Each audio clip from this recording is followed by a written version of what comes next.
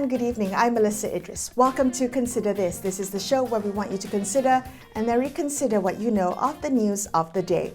Indonesians head to the polls on Wednesday, February 14th to choose a new president and vice president.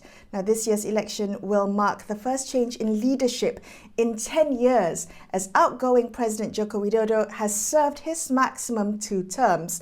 3 men are vying for the top job in the world's third largest democracy. Joining me on the line now to discuss what is at stake with this job is Dr. Aditya Perdana, Associate Professor at the Department of Political Science at Universitas Indonesia. He's also the Executive Director of Algorithm Research and Consulting. Thank you so much for joining me on the show today. Aditya, let's talk about the candidates. Current Defence Minister Prabowo Subianto is said to be leading the polls. I'm just wondering, based on your observations, your research, what do you think is behind his popularity amongst voters? Yeah, perhaps we understand we called it the Joko Effect, yeah, because we understand that the minister of the Prabowo, not just only Prabowo, but also we understand the vice president candidates is also for the son of Pak Jokowi, Gibran. So in terms of the candidacy, we understand that Mr. Prabowo also have many strong voters for him, yeah, and also the loyal voters, especially we understand that more than 70% of the loyalists of the Pak Prabowo is still strong. But we can understand that because of the vice president of Gibran is also have an influencing the candidacy if you compare to the previous election 2019, this also different. So this is we call that the Jokowi effect, yeah, and then we understand that is why because in some research or some survey it is mentioned that there is a migration for the Jokowi voters to Prabowo voters. So that's why they understand that around 10% or 15% of the Jokowi voters is giving the votes to Prabowo. Right. I'm just wondering about Gibran, because he is Jokowi's elder son. You say, he's kind of bringing that Jokowi effect, pulling the voters and the support towards Prabowo and Gibran. In terms of this partnership, do you see it as a strong partnership? What does Gibran bring to this partnership in terms of skills and experience, do you think? Yeah, we understand that Prabowo is a long become the presidential candidate since 2009, yeah. So I think he's a very, very experienced to running for the election. So I think he has no problem with the experience running for the presidential candidates he also understand that his weakness, yeah, his weakness about the previous during his time as the retirement general in 1998, yeah, or in 1999, and then there's also giving a chance to give attention to reduction about the popularity and also the electability position. So I think the good one, the good one for Prabowo is taking the chance to have in this presidential candidates in 2019, while when he accepted as the Minister of Defense, and Pak Jokowi also didn't have a problem to accept the coalition between the Jokowi and Prabowo in the second term. Right. So that is the good chance and the opportunity for the Prabowo to take the many good advantage. Meanwhile, we understand that's also not very easy, yeah, because we understand at the time 2019 until 2023 at least, we understand that Pak Jokowi is part of the PDIP as the biggest party.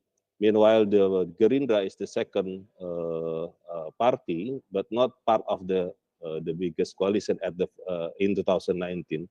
So we also surprised when the changing of the support from the Pak Jokowi to the from PDIP, from Ganjar to Pak Prabowo, ya. Even it is not eventually official statement, but we understand that there are so many in our political discussion. Yeah, there is also many signs, yeah, that Pak Jokowi has supporting to the Pak Prabowo and also his son Gibran.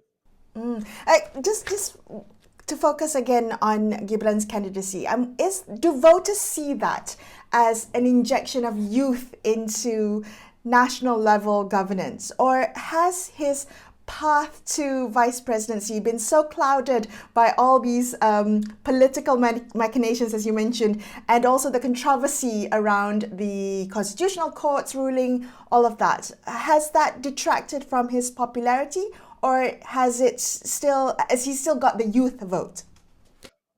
Actually, we understand that as part of my experience during the several times of the nationwide survey in several months ago, we understand that Gibran as the representing the youth voters, but at the same time also there is also critic about the from the youth voters about this candidacy. Yeah. Some critics about the using the constitutional court decision and then representing part of the political dynasty or something like that. So that's at the same time they these candidates Prabowo and also Gibran, they want to representing Gibran as part of the youth of voters. Meanwhile, we understand also that's not easy because some of critics about this issue is coming from the youth voters. They are very critics about the situation, and also so that's why as far as of my understanding from the data, it shows that Prabowo Gibran have a many different layers of the generation, not just only from the generation of Z, but also they also from the baby boomers, the Gen Y, and something like that. So I think Prabowo's success until this position now, according to many survey, why they take a lead position, because they also have an ability to move to the another urban and urban rural communities, and also many groups of the generation, baby boomers, millennials, and Generation Z. So I think that's a good point, yeah, for see this situation. Not in particular just only for the youth voters, because Gibran is representing the Gen Z voter, something like that. Right.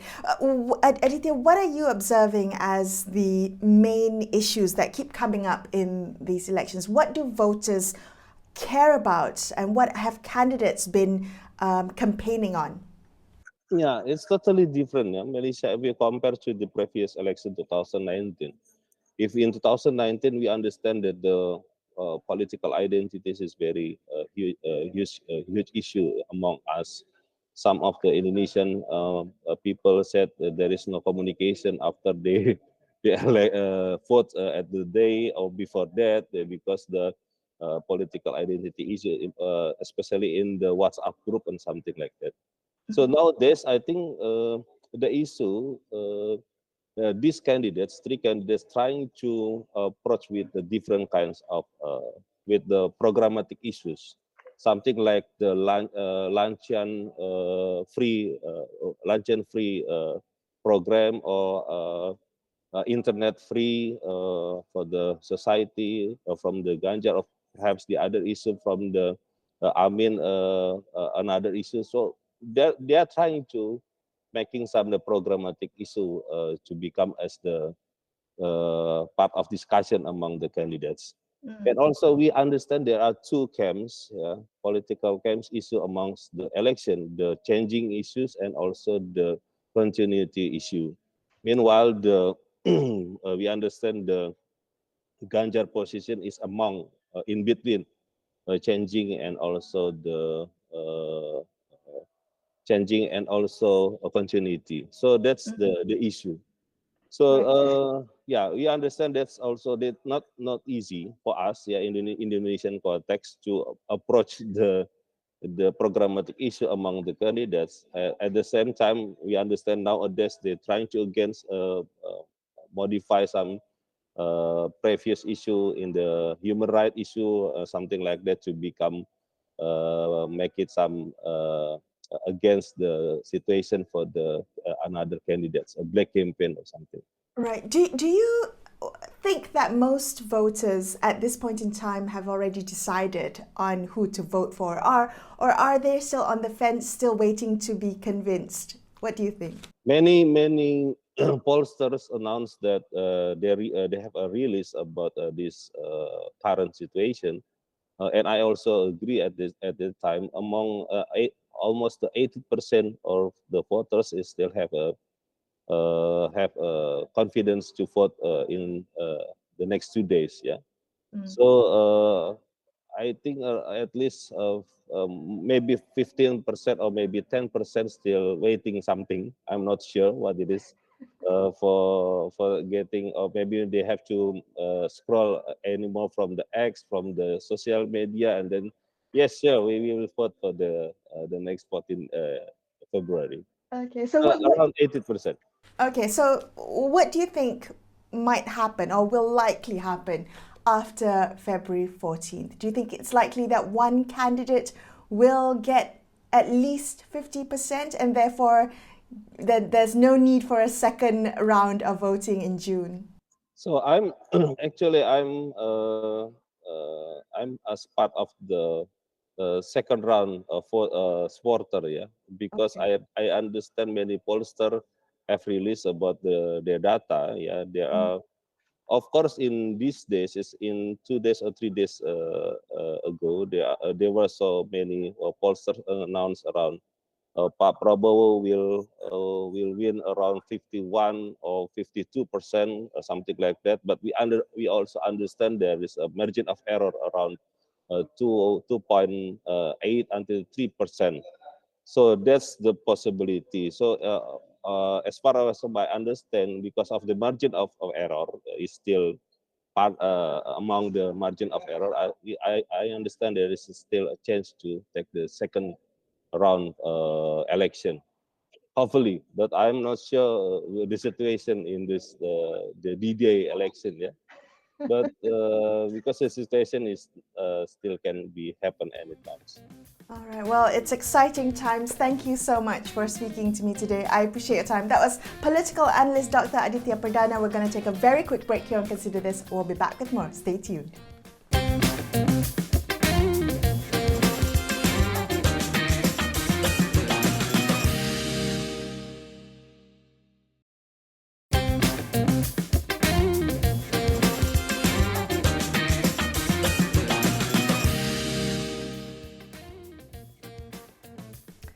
Hi, welcome back to Consider This. I'm Melisa Idris. Let's continue our discussion about Indonesia's elections on February 14th. Joining us now from Jakarta is Khoirunnisa Agustyati, Executive Director of the Association for Election and Democracy, better known as Perludem. Nisa, thank you for being on the line with us. Appreciate your time. How would you describe the current political climate in Indonesia at the moment, now in the lead up to elections?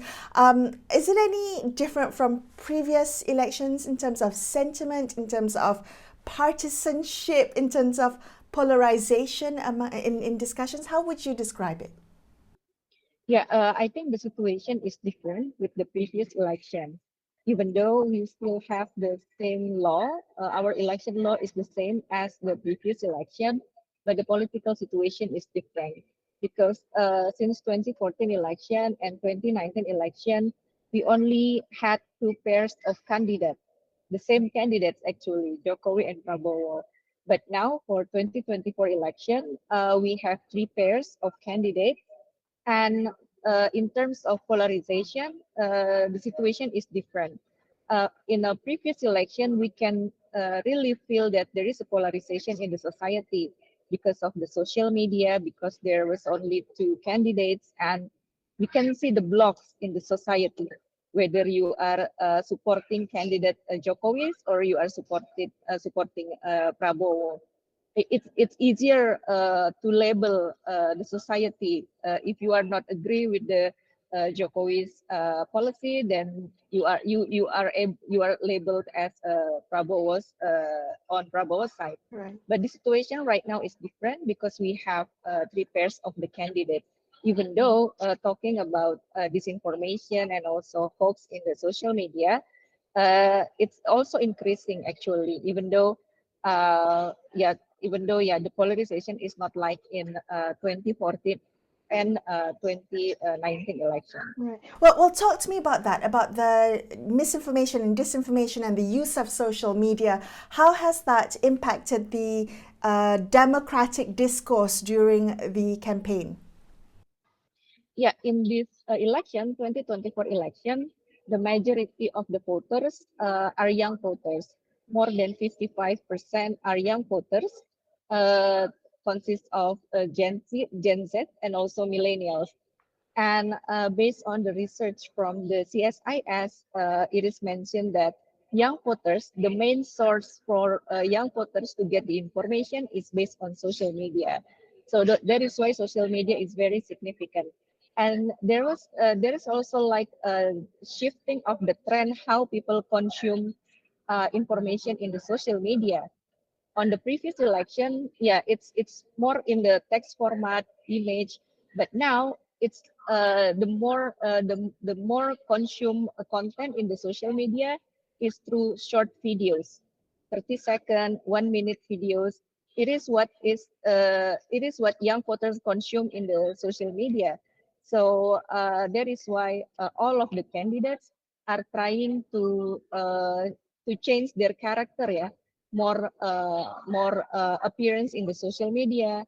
They are trying to change their character. For example, Prabowo, he has a military background, and he wants to change his character through the social media.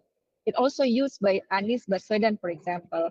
He tried to have like a TikTok live on the TikTok live to engaging young voters, and also it also used by Ganjar Pranowo. So talking about the social media, it's like quote unquote how these candidates are trying to engage the most votes, the targeted votes, especially young voters, through the social media.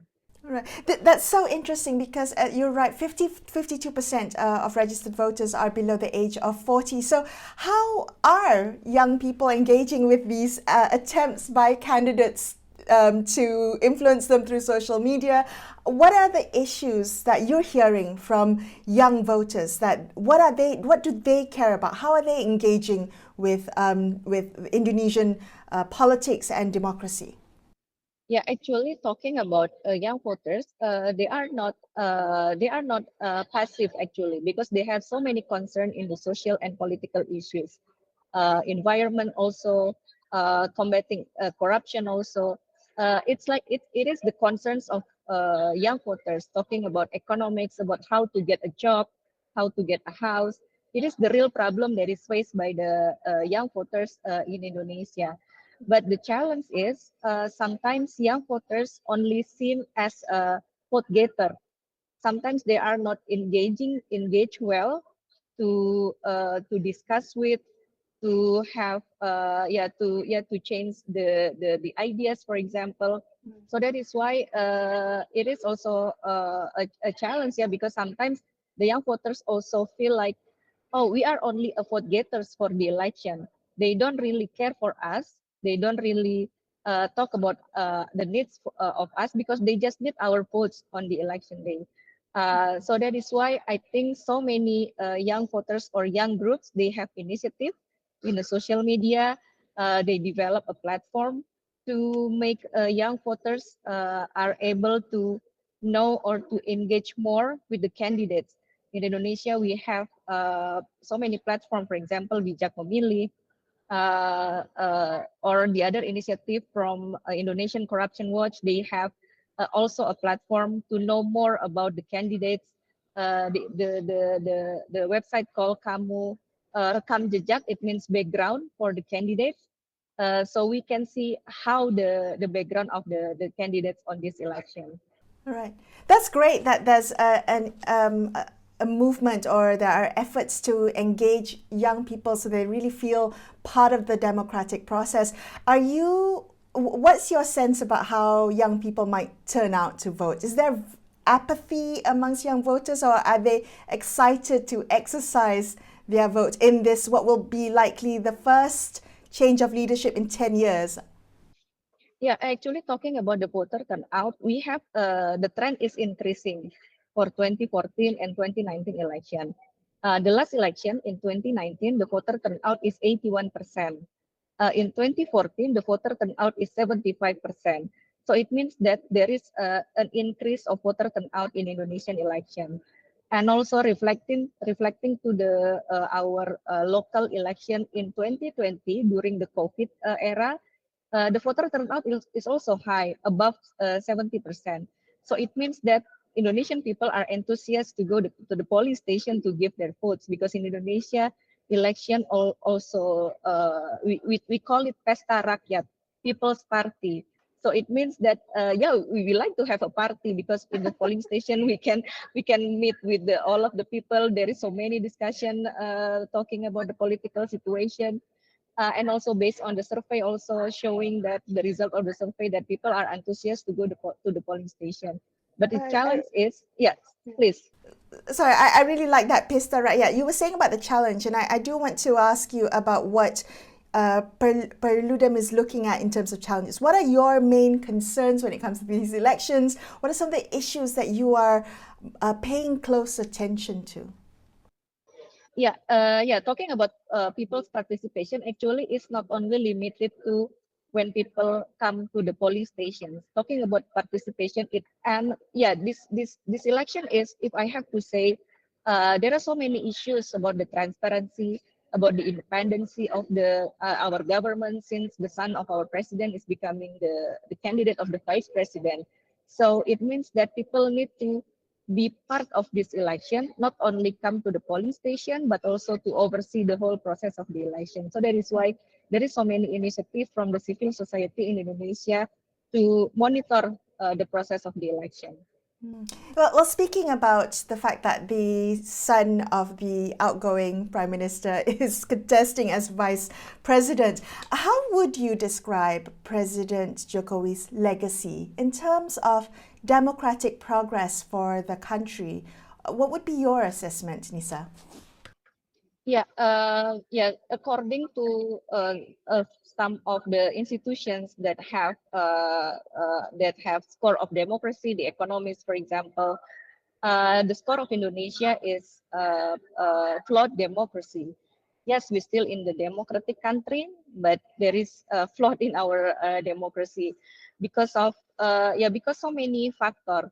In terms of the situation right now, where the son of the president are able to be the vice president candidate, it also being criticized by so many people in Indonesia, not only criticized not only from the society but also from the academics, for example, because the process is violating our democracy, violating our constitution. There was a violating of ethics. There is a conflict of interest, not only on the constitutional court but also to our election commission in the process of the candidacy. So at the beginning of the process of the election, we can see that there is a setback in our democracy. People talking about it happens in other country, for example, the family related also become the politician, like Kennedy or Clinton's, for example. Yeah, but the situation is different. They weren't jeopardizing the democracy. They are not violating the constitution. That's the difference. And the impact of the situation is that there is like a domino effect about the independency of the government, how the government, for example, making the policy. It also impacted in this situation, because there is so many medias, I think, covering that so many, for example, politicizing of the social help social transfer for the people, for example. So that is why it is, yeah, the situation is very have impacted our democracy. That was Khoirunnisa Agustyati from the Association for Election and Democracy, wrapping up this episode of Consider This. I'm Melisa Idris, signing off for the evening. Thank you so much for watching, and good night.